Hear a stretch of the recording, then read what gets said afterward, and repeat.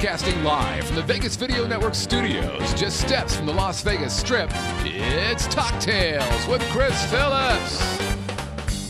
Coming up on today's show, Vegas host extraordinaire, Sean Feeny.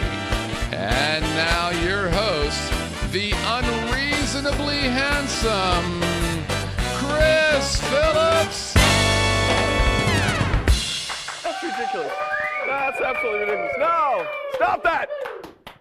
Well, guys, we are so excited. As you may or may not know, this is the first show of the new year. We are now in 2012. Ladies and gentlemen, we are watching Talktails coming to you live from Las Vegas. My name is Chris Phillips, and I am so glad that I'm still here after the New Year's Eve celebrations that took place here in this town. We couldn't be more happy to have you join us each and every Monday evening here from the Vegas Video Network, where we like to get together and have a few cocktails. And as you know, we love to talk to the people that make up the fabric of our community, particularly those involved with entertainment and producers and nightclubs and all the things that people come here to get in trouble at. And today we are so excited. We have a very interesting guest, but before we get to him, just want to let you know right off the bat, as usual, get a little maintenance done here, Scott. You can contact us anytime by simply emailing us at talktails@vegasvideonetwork.com. We also have a toll-free number if you don't have a computer like me. And that number, of course, is 866-966-4599. And if you are lucky enough to be watching us live, you can go to our live chat room, and we'd love to entertain any questions that you may have for my guest or myself. There's several places you can see us, as you probably know. Of course, our home is vegasvideonetwork.com, which is the home to not just our show, Talktails, but to several others every night of the week, and they're incredible.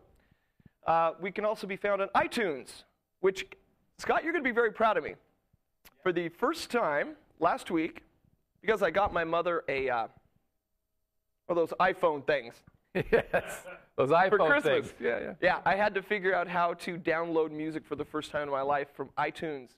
And I found us on there. I was shocked. You weren't kidding. No, we're really there. I almost never lie to you, Chris. It's a thing for me. It's like, wow, this is kind of legitimate. What are you going to do? That Scott Whitney's a pretty honest kid. Okay. And then you can find us, of course, on that thing where you go find all kind of naughty things called YouTube. I wonder if you can find a YouTube. I wonder if you can find a YouTube video of getting your tubes tied. Oh, for the love of God! What? For the love of God! No. You're not going to find anything naughty on YouTube unless it's a special YouTube. Because there are some tubes that you can find naughty stuff. I've heard. I don't know. We also recommend getting out your Roku player or whatever. You're not player. I'm trying to get through all these things. We're also syndicated on the radio here in Las Vegas at KSHP 1400 AM on Friday nights. You're like a wounded puppy. I just want you to go. Let's go ahead and move on. I feel so sad for you when you're doing this. I need to be saved. I know. Well, speaking of being saved, oh, Lord, let me tell you something, Scott. As usual on Mondays, I come in here a little weak and weary from the weekend, and last night was no exception. Had a nice, lovely evening and found myself waking up at the Four Seasons Hotel, not knowing where I am. But thank God for your text, or I would still be there saying, Chris, we do have a show today. Again, my little puppy, Chris. Yeah. So let me ask you, did you have a good New Year's Eve, Scott? Yeah, we did. What did you do? When we first moved here back in '05, we did Fremont Street Experience. Oh, goodness. Wanted to experience that. And it was pretty cool. Saw Cheap Trick, which was pretty cool. They were a little off.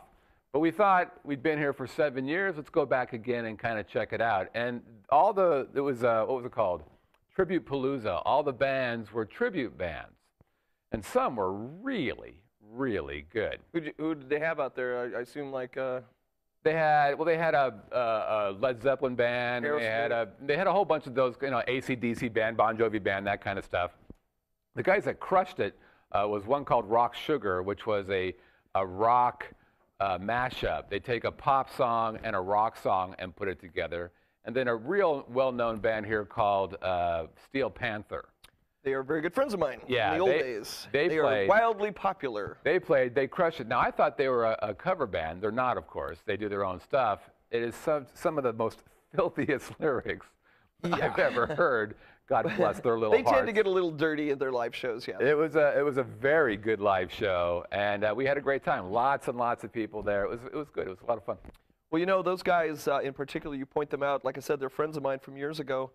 They all come from back when we were all doing disco novelty bands 10, 15 years ago, and they come from the Boogie Night Company that really reinvented live music about 15 years ago. And I will fully admit I was influenced by them back when I was a heavy metal drummer, seeing what these guys were doing and the money they were making and being treated like rock stars. So I said, hey, let's get into the cover band business, and it certainly changed my life. But I owe it to the Boogie Night Company for kind of guiding me down that path to unreasonable behavior.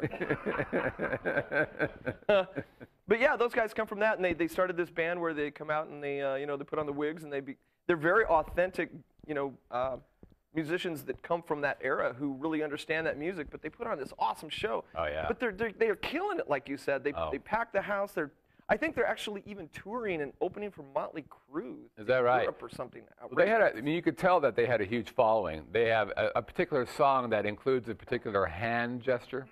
Yes. And I know what you're talking about. Which I did not know until after listening to the lyrics, and I thought, my God, that is hysterical, and I can't let anybody hear it.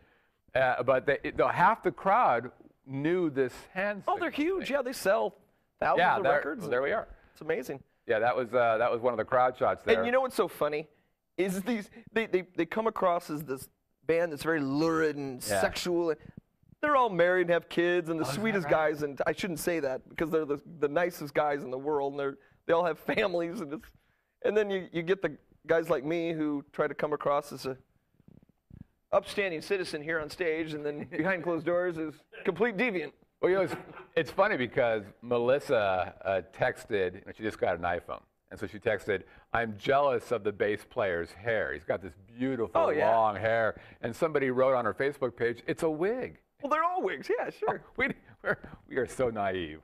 That's a great rock star. No, he looks good. He wears a wig well. He's a very pretty man. Yes, he is. I don't want to say that anymore. Well, with the passing of 2011, going into 2012, I think the thing I like most about New Year's Eve is it's a time to repent your sins from the year prior. I had a little bit of a list that I had to go through in my repentance. And so I'm getting to start fresh, but I have... Did you make a resolution? Just to get you on the show. That I could actually show up? Just want you in the studio, baby. That's it. I made 2 resolutions. I'm holding true to both of them so far. Very proud of that. One is to drink more in 2012 than I did in 2011.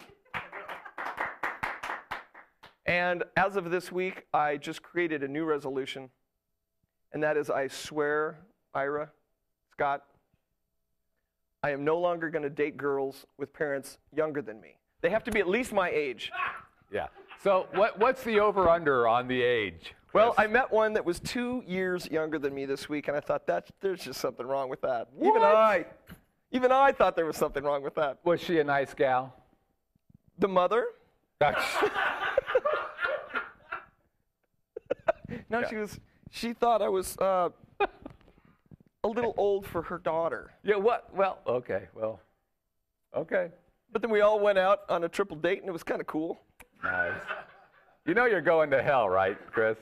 Yeah, but like I said, as long as they have a VIP section, I'm good to go. That's good.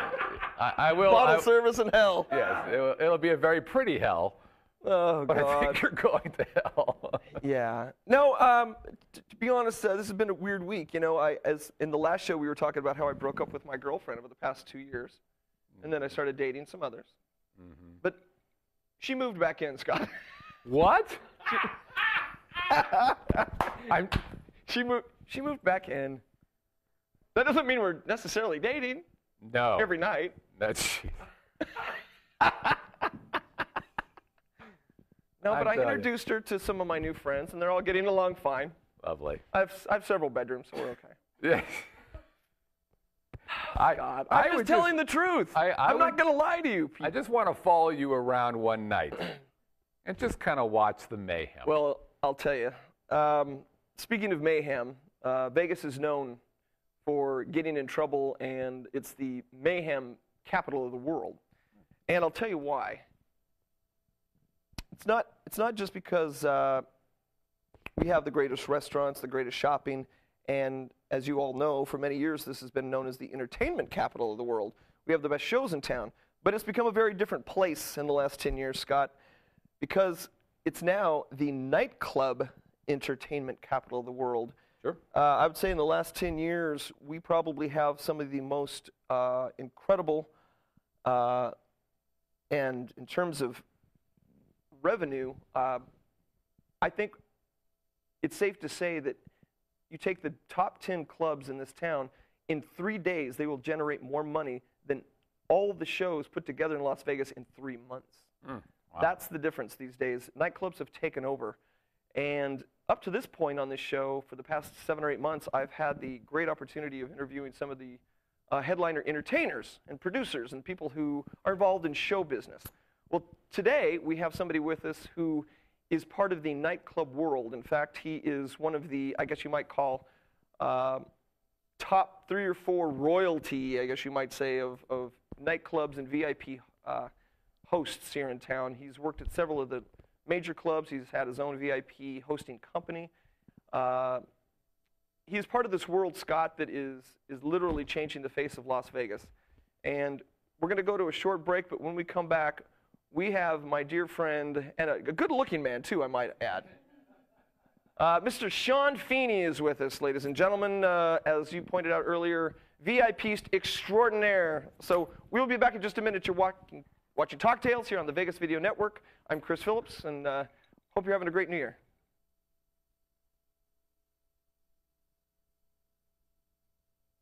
Traditional media believes that after about 3 minutes, you'll tune out. Most Vegas media companies think if it doesn't jiggle, you won't tune in. At the Vegas Video Network, we think both are wrong. The Vegas Video Network is the first and only live online broadcast network that specializes in insider news and expert views about Vegas. We combine great storytelling with the ability to watch when and where you want on your computer, mobile device, or television. Discover the real Las Vegas. Visit VegasVideoNetwork.com.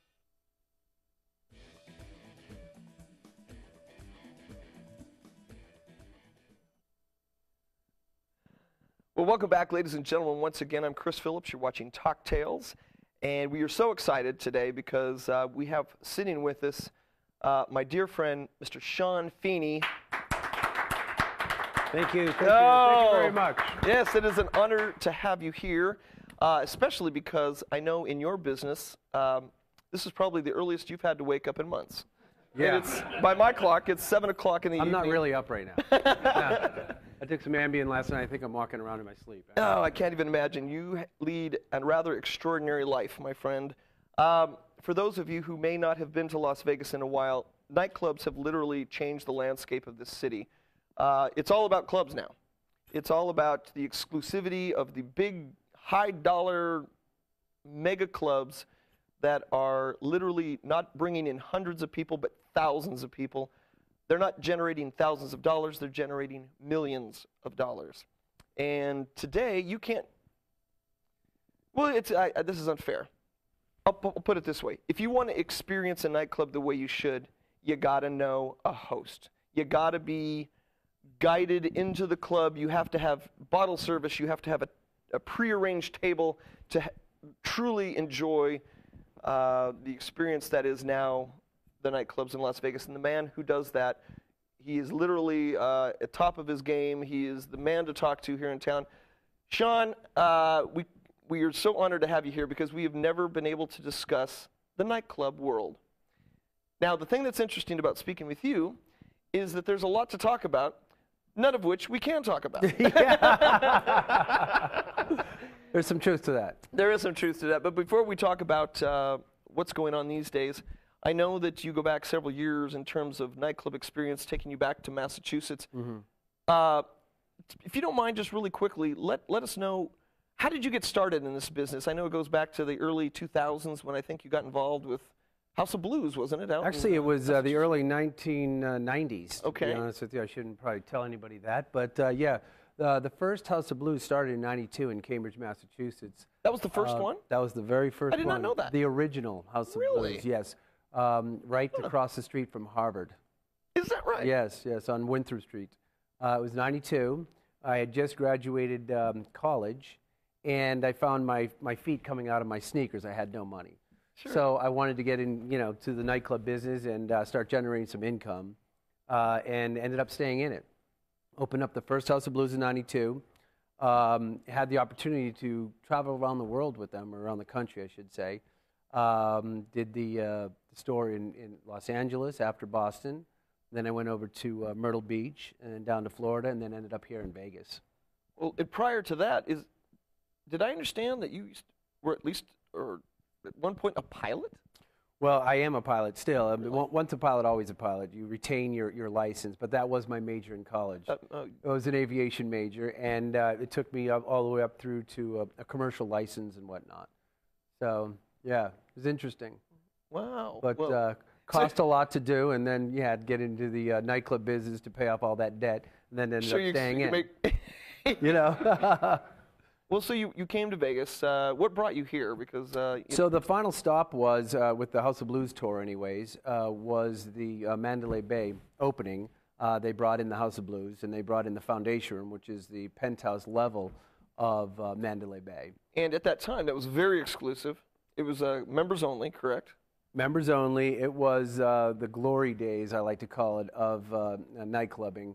I still have locals come up to me today and say, my God, do you remember the Foundation Room back in those days? Do you remember that when we opened it in '99? And I said, yes, I remember, and it was fantastic. For the first 3 or 4 years, it was an incredible spot. It still is. I love the venue. Oh, it's a beautiful venue.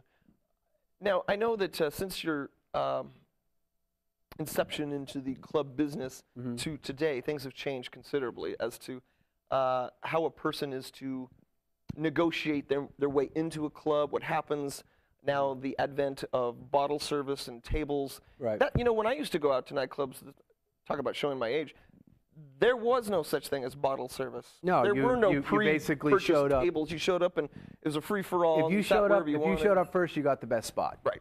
Now you could show up an hour early and get no spot, or you will get no spot. Particularly in some of the #1 clubs. It's all come down to bottle service, as you mentioned, and in order to get a decent location, or really any location, in terms of sitting down and a table or whatnot, you have to purchase bottles in this town. This is the bit largest town for it. It also takes place in Los Angeles and Miami and New York and that sort of thing, but Vegas has kind of taken it to a whole new level. Well, I know that you've been involved in several different clubs and club companies that own and operate these mega clubs over the last years. One of which is where I met you, is you were the VIP manager over at the world-renowned XS, part of the Wynn Encore family. Yep. And using that as an example, I know from personal experience, if you don't have a table and you don't have bottle service, you almost don't want to go. Because otherwise you're just kind of herded around like cattle. You might be able to dance on the dance floor, go to the bar, get a cocktail. But if you really want to enjoy the night and experience the nightclub, you got to go through the procedure of getting a table, getting the bottle service. Now, the reason I bring that up is I find this interesting because, back in my day, you could pay a $20 cover charge to get into a club and have maybe $60, $80 for the cocktails, and it'd be a great night. That is not the case anymore. No, that is not the case. That's the tip for the bathroom attendant. No, exactly. What is, in your guesstimation, I guess you might say, an average, bill for a guy that wants to come in, get a table, bring 5, 6 of his friends, get a couple bottles? What are we looking at now to go to a nightclub these days? You know, a lot of the financially speaking. Yeah, the premier nightclubs in town typically work on what's called a 1-for-3 ratio. So the club is requiring that group to purchase a bottle for every 3 people to come into the venue, with bottles averaging kind of the same around town, about $500 per, before tax and gratuity. Now, the club owners, investors and whatnot, they try to protect their interests as well. So although many clubs do work on a 1-for-3 ratio, 1 bottle for every 3 people, many of the areas also have limits set to them in order to get that spot. So basically what I'm saying is the club doesn't want a group of 6 coming in saying, fantastic, we're here, we're going to buy the 2 bottles that were required, and we'd like that table over there, when that table is actually $10,000 minimum before tax and gratuity. $10,000 minimum for a table. Yes, before tax and gratuity. So in other words, you were tending to the drunk rich people that come to town wanting to get in a little bit of trouble, and you're the guy to talk to. Pretty much, yeah. So, you know, it's gotten, you know, it can be cost prohibitive, you know. I would not say that if you don't have the money, don't come. By no means I would say that, because it's an event. It's in many of these places that do these shows and these great DJs and these performances, even if you don't have a table, it's fantastic. It's like being at the Thomas and Mack Center, except there's actually a beautiful build-out with beautiful booths and beautiful people, and it's an event and a show. It really is, and when you mention a show aspect of it too, things have changed so much over the last couple of years. Yeah. In the sense that DJs back in my day were people you never saw. They were up in a corner somewhere. There was no celebritism to the DJ at all, and they played records that you would recognize that would be on the radio. Exactly. Now, the DJs have completely crushed live music in the sense that you can't find live music in a nightclub unless you have to go see Zoe Bowie out in the woods. Yeah. DJs have become huge celebrities, big-time money-generating figures that will come into a club. Last time I was at XS, as a matter of fact, I went to on a night to go see a DJ named Deadmau5, as an example. Scott, there wasn't 800 people in there. There was 8,000 people that came through the door that night where you expanded it into the pool area. These guys have become mega superstars demanding hundreds of thousands of dollars for an appearance, so they become the concert, a DJ. Yes, no, it is. It's incredible. It is Spinning incredible. records. It is incredible. You know, there are some places out there that you can still see in a performance. One Oak, for instance, you can see a performance there. And may I... Just had Adam Levine last Friday, Pitbull the Friday before, and there's performance-driven places still. That's great. So, and that's fantastic, yes, and something that Vegas needs to have. Desperately. But yes, you're right. Some of these mega DJs... Listen, I'm with you. A DJ was somebody you never saw, and now it has become very, very DJ-centric. Oh, my God. Yeah. But I get it, you know, especially under certain influences. The music that DJs... oh, right. Yeah. That kind of music, it's conducive to a nightclub atmosphere. Because really, when it boils down to the bare... Let's just get right down to it. You go to clubs to hopefully get lucky. Sure. And you have to put yourself in a frame of mind that is to some degree altered. And that's almost like the DJs supply a soundtrack to that mentality and that mind frame that goes into a late night Vegas club. And it's awesome. I have to admit. You need to put that on some sort of web page or something, opening to a nightclub. Yeah, you know, I get that's it. That's a great way to explain it. Because I fought that for a while, being a live entertainer, being driven out of town, so to speak, not literally. But most bands have by these DJs. I didn't get it at first. Now I do. I think it's exciting. I think they're terribly interesting, talented guys that are deserving of every dime they're getting. Some. You know, if they bring people through the door, then why not? You know? No, I agree. People are paying $10,000 to sit down to hear a DJ and to get lucky. Hey, man. Yeah. That's beautiful. Yeah, and I guess that's stayed the same. You know, that's probably the only thing that's stayed the same is coming in to see the DJ and hopefully get lucky in a nightclub. Well, something else that has stayed the same is something we've been doing ever since we started this program 8 months ago, and that is having what we call a live chat room, where people watching the show can actually chime in and ask a question live on the air. Okay. We have some of your fans who are watching right now. And do you mind scared. fielding a question, my friend Sean? Yeah, As as long as it careful as makes you it need through to the be. filter. Yes. Yeah. We actually have a couple questions. The first one is Okay. from DNLSEL, Densel, I guess. And they ask, what major changes does Sean see for the future of Vegas nightclubs? Attractions? What do you think? You know, it's almost impossible to predict. To have seen what has happened in my stay, as I mentioned, I got here in '99, opened up the Mandalay Bay and did the foundation room there. And when I came to town, there was just really, a couple of venues. You know, Ra Yeah. was over there. And At the Luxor? they're primarily not in casinos, but off the strip, like Ice and some of these. Well, Ice wasn't even started. That was, and I opened that as well. Yeah, I knew you did. But the Rio was doing something. I think it was more in their theater, so it wasn't really. No, right. There was a place called Sharks that was actually prior before I was here. But to have seen the explosion and to have kind of predicted where it would have gone, if 10 years prior, you would have never predicted that it would have become the epicenter party capital of the world. It is, and you know how with these mega hotels up and down the strip, as with anything that is successful, they all got to have one. Well, and it's so funny. now- Yeah, it's funny because gosh, you wish you could go back as some of these entrepreneurs did. Andrew Sassone is one, and how more people like him did not have that vision and say, here we are in Las Vegas. It's got everything. Every sin, I guess you can imagine, but no nightclubs. It was was that a It's purposeful It's thing? a new thing. And I think it may have been. I think that general kind of thought of the casino operators of, we don't even want you to eat, but we'll provide you with a steak. We want you gambling. Yes. And so anything that they could do to leave out of the picture to keep you gambling was the best way to go for them.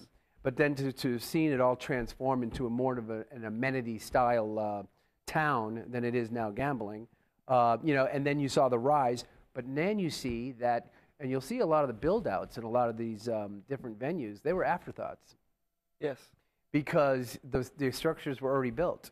And so now they had to take something that was some other room and turn it into a nightclub. Or the most extreme example, you take a brand new, multi-billion-dollar property, gorgeous edifice called the Encore, which to me, I was so proud of Steve Wynn for building this beautiful entrance. What are they called? The porte-cochere, the where you pull in like old Vegas and Right, the valet and yeah. the beautiful entrance to the hotel. He tore that damn thing down to build what is now referred to as a day club, a pool party venue, right in the front of his hotel called Encore Beach Club, which, if I understand correctly, generates up to $1 million a day.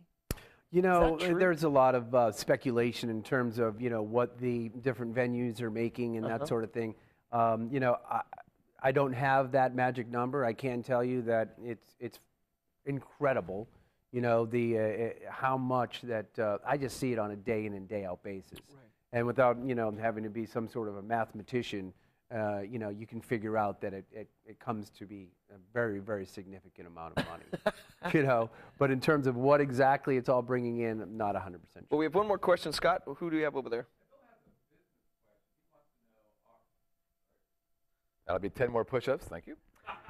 Bill has what is basically a business question. Are all VIP host employees, or are they outside contractors, or both? Well, actually, I've been both, and the town has both. So you can work for a specific organization and be a VIP host, or you can actually go off and do it independently and help out anybody anywhere that they want to go, period, and not be tied to one single location. Now, in your case, I mentioned that you were the VIP manager over at XS, and without being too specific, there was a brand new club that just opened. It's the hottest new thing in town. They recruited you in, and it's called One Oak. Correct. Again, I won't get too specific with the details of this because I know you're kind of bound to keeping certain things rather secretive in lieu of your clientele in particular, Right. the people you work for. And I appreciate that and understand that. Has this been a positive thing for you, making a transition? Are you happy with what you're doing and where you're at and what's going on with you at this time? Absolutely. You know, it's They're keeping you busy, I know. Oh yeah, no, absolutely. It's a fantastic organization. Absolutely the best organization that I've ever worked for. Good. And really, really, really making an impact in the community and in the industry in general. So no, it's been a very, very positive thing. Well, I can't imagine the stories and things that you've seen over the years and the... I haven't seen anything. Oh, you haven't seen anything? Considering... I've seen nothing. I've seen nothing. Schultz, you're dating yourself again. Yeah, I know. Really, thank you. Well, I know you cater to a lot of very big-time, well-known names as your clients, making sure that they're attended to. Without being specific, obviously, are some of them just a pain in the ass? Well, it's funny. Do they expect the world? Because I know you're the guy that has to deal with it. I'll give you a fun answer to it. You know, as a host, no, not really. You know, they know that they might be an A-list celebrity. They might be one of the best athletes in the world, but they're out of their own element, and they know that they need you to facilitate things because they want the crowd away, or they want to be snuck in the back door, and if you take very, very good care of them and protect their interest by not coming on Talktails and telling them all the things that go on, you know, then they come to you more often. So, and they're very appreciative of that. But to get to the more fun aspect, I opened up the House of Blues in Los Angeles. Right. In 1994 to Aerosmith. That was fantastic. That was their first foundation room, which was their high-end element. Yes. And now that's a different story. Yeah, I was up there as I did their bar. I was their bar trainer at that point. And no, it was you didn't get treated too well at that point. Yeah, that was not the same thing as being a host. So yeah. Can't even. I mean, you know, because here's the reason. Is because, I mean, in terms of money, and I guess there's some argument to it. If you get a vodka tonic from me and I say $15 and you are a A-list celebrity, and yes, you might have millions of dollars, but it's offensive for me to ask you that because in their mind, and there's some truth to it, you're promoting that venue because it's going to be throughout all the magazines. I know. So then for a lowly bartender to say $15, you know, Mr. So-and-so, it doesn't come off well. Let me ask you this too, because I've had on occasion been able to attend some of these nightclubs with some of these celebrities, and it almost seems like you just said, you pretty much answered this, as though they're doing you a favor. And so the thing that seems to aggravate me with some of the celebrities is they won't even tip. Now, do you find that most of them are good tippers or terrible tippers? Because the ones I've been with feel as though they're not even inclined to tip their damn waiters. No, everybody, all of them that I have been in touch with, thank God, have been great. Yes, no, fantastic. Because I was with a celebrity who, I won't mention his name, but he was probably the most famous basketball player of all time. Mm-hmm. Right. $28,000 bill. It's just not uncommon, I'm sure, for a lot of these people. $20 tip. $20 tip. Now, at that point, I understand that they're bringing some validity to the club by branding themselves with the club, but it's the server, it's the person who's not making a whole lot of money and schlepping around getting cocktails and stuff. That seems a little offensive to me, and I didn't know if that was in general the case or if that's rare. You know, I specifically have not run into that whatsoever. Everybody that I have been in touch with have been, very, very good about that. And, one of the things when you become friends with these people and take care of them, to be honest with you, even if it wasn't the case, I wouldn't even be talking about it anyway. That's just not my place. Not. You know what I mean? No, absolutely. And they're there to have a good time. And you know what? At the end of the day, it's about service. The good thing is that the venues that I become part of, I give that service, and it's always about service. And, in this industry, a lot of people have come to, just think that because a person is sitting in a certain spot or because somebody's just cracking a bottle that they deserve a tip. You know what? I don't believe that, and I never have.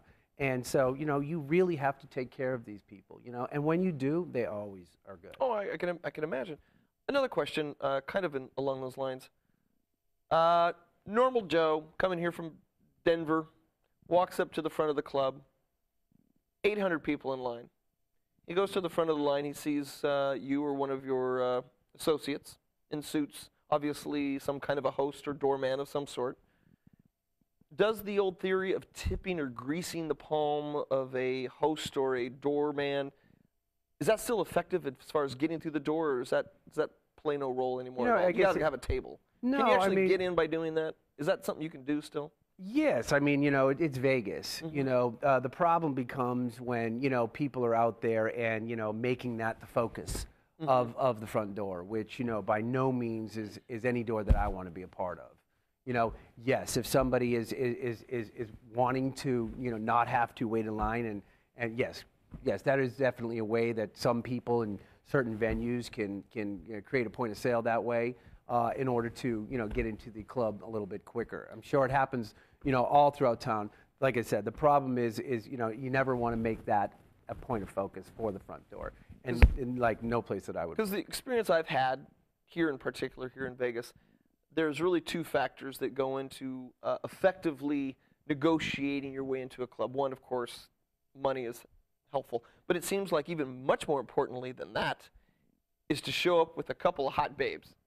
The more hot babes you got around you, the easier you're going to get in. Is that still that's a huge factor, I would think? Absolutely. Because it's all about how many good-looking girls does a club have that really differentiates Really, themselves that comes down to it. You mentioned it in the beginning. If it wasn't for the the opposite sex and whatnot, there would be probably no such thing as nightclubs. Sure. That's what it comes down to. So. And, to make that club aesthetically as pleasing as possible is, putting in the most amount of the opposite sex as possible. And for whatever reason, the majority of the bottle buyers happen to be gentlemen. And so, and if you want them to come in and you want them to have a good time, and obviously you want to create revenue for your establishment, to have the most amount of ladies in there as possible obviously helps to that end. So yes, a group of 16 guys on a bachelor party trying to get into the hottest club, probably not going to happen without buying some bottles. Sure. Well, we have another question. You're very popular, apparently. We have somebody in the live chat room that would like to enter into this world as well. What do you got over there, Scott? Well, actually, Nate just asked, how about guys? So instead of 16 guys, let's just say it's like 2 or 3 guys. What's the tip for those guys to get in? Is it dress? Is it, what can somebody do to get in? Yes, to go to the head of the line, essentially, right? Yeah. The main thing is to always be courteous. Obviously, you have to dress to impress. I've had friends call me down. I'll be working in the foundation room, and to get down to the elevator is difficult. And your friends from Boston are here, and so you rush down there, and it's Saturday night at 10 o'clock. And they got baseball hats and shorts. Yeah, right. And you're like, what are you doing? But that's just kind of the culture out there. So yes, you have to be dressed to impress. And even if you don't have a ton of money, just dress in black. That's all you got to do. Right. And don't wear a pair of sneakers. And then if just be courteous, and bring as many ladies as you can. But if you can't do that, the odds are that, you'll be waiting in the line. But, in many places, especially the places I work, we try to get that, going as fast as possible. It's a fascinating business. I'll tell you, these are high-energy environments that I don't know how y'all keep things straight in there. There's so much going on. There's so much crazy activity. And above all else, there's so many beautiful women. What percentage of the women, this is an interesting question, maybe you aren't able to even answer this, and I'm not sure if you can.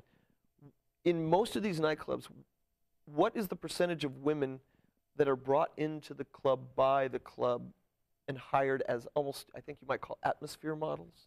I know that's a common practice that many clubs probably don't talk about or advertise that they do. For the reason being, I date some of these atmosphere models, and I know that that's something the clubs do to decorate the club. what would you say the percentage of hired guns would you say are walking and milling about in a club? You know, on a I nightly think basis? that you know, I've heard the term too. They haven't been at any of the venues that I've been at, only because I'm typically. They haven't needed to. Yeah, I've been fortunate enough to be at places that don't have to do that. That's good. But yes, that is if a practice that is done. Especially if you get a club off the ground. In or the something. secondary or tertiary venues and whatnot, yes, I have heard of the practice. But to be able to speak intelligently on, percentage-wise and that sort of thing, I really don't have any clue as to, that end. Unfortunately, fortunately, I don't have. I'm glad I don't know. No, I completely understand. Well, Yeah. I'll tell you what. This has been so interesting to me, and I would like to ask you a favor because for so many reasons, I know we aren't really able to discuss certain aspects of what you do, who you work for, people you cater to. I would love to have you come back. Because Okay. I feel like we haven't even scratched the surface. Would you be willing to come back in a couple weeks and maybe give us a little more insight into this world called nightclubs here in Vegas? Because I find it so fascinating. I'm somebody who frequents them myself. And I guess my big question of the day is, if I were to come to One Oak this Friday, and I bring some babes, can I get in? And I won't wear sneakers. If you got those shoes, I'll do it for you, okay? Well, my friend, this has been such a treat. I'm so happy that you have found such tremendous success here in town. You guys rule the Las Vegas landscape at this point. You guys are bigger celebrities than any entertainers, I can tell you that. Believe me, I know.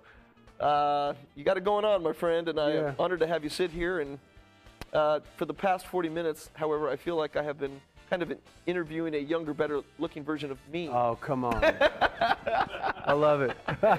But yeah, I just got to get one of these rings. Where'd you? Well, this is what you do in lieu of talent or success. Goodness. You just decorate yourself with trinkets. Little Liberace. You'll have your own. By the time you pass, you'll have your own museum, maybe. Right? I Zoe hope Bowie so. Museum. Well, I'll tell you something. I was inspired by Elvis Presley and Sammy Davis Jr., and they decorated themselves with all kind of flamboyant artifacts and It things. looks fantastic. I need I some. come from that world. I love old vintage Vegas stuff. I believe in keeping that maverick spirit alive, and if I can do a small little part in that quest I have, then there you go. But I would love to see you this Friday. I think you got Cobra Starship. Yes, we do. Coming in we there. do. It's going to be fantastic. Oh, I would love to join Come by. you. We'd love to have you. Well, I appreciate that. And once again, folks, you're watching Talktails on the Vegas Video Network. I'd like to remind you once again, please go to our email, which is talktails@vegasvideonetwork.com, and send me your guest list so I can give it to Sean, and you're not going to get in. Well, thank you, my friend. All right, thank you. Congratulations to you and all your success here, and I hope we get to see you again. Thank you very much. You All as right, well. everybody, we all take care, and thank you so much. We'll see you in a couple Mondays from now. Take care.